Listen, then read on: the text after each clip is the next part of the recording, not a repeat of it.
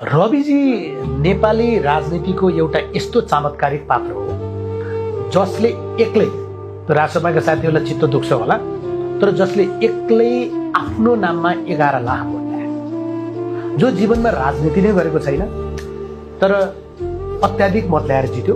दोस्रो निर्वाचन त उहाँको गल्तीका कारण उपनिर्वाचन भएको नि, तर त्यसमा थप भोट ल्यायो होइन।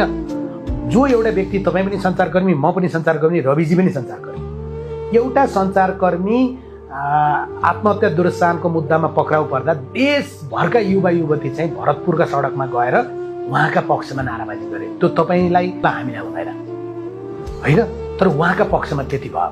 तर उहाँ जे चिजबाट जानेर या नजानेर झेलिनु भयो र जे परिणति उहाँको बन्यो, उहाँ भाग्यमानी मान्छे होइन, अभागी हो।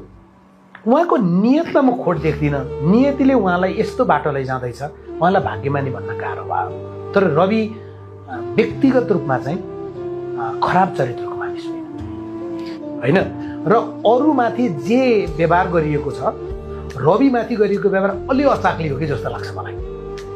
एउटै प्रकृतिको मुद्दामा अरूमाथि गरिएको व्यवहार र यत्रो, त्यसपछि रविजीपछि नै सरकारहरू बने नि, खोइ त जीवी राईलाई खोजेको, आज त मान्छेले जीवी राई भन्ने त बिर्सिन थाले।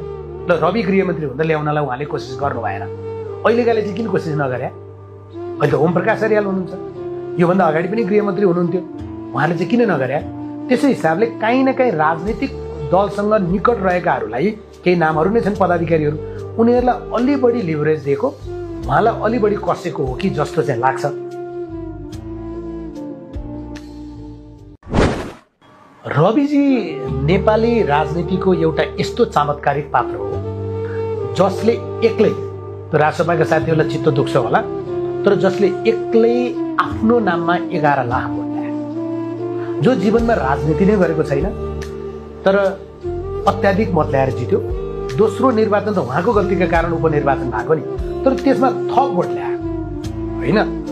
जो एउटा व्यक्ति, तपाईँ पनि सञ्चारकर्मी, म पनि सञ्चारकर्मी, रविजी पनि सञ्चारकर्मी, एउटा सञ्चारकर्मी आत्महत्या दुरुत्साहनको मुद्दामा पक्राउ पर्दा देशभरका युवा युवती चाहिँ भरतपुरका सडकमा गएर उहाँका पक्षमा नाराबाजी गरे। त्यो तपाईँलाई हामीलाई हुँदैन होइन, तर उहाँका पक्षमा त्यति भयो।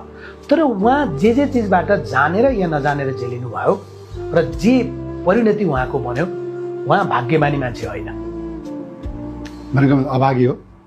उहाँको नियतमा म खोट देख्दिनँ। नियतिले उहाँलाई यस्तो बाटो लैजाँदैछ, उहाँलाई भाग्यमानी भन्न गाह्रो भयो। तर रवि व्यक्तिगत रूपमा चाहिँ खराब चरित्रको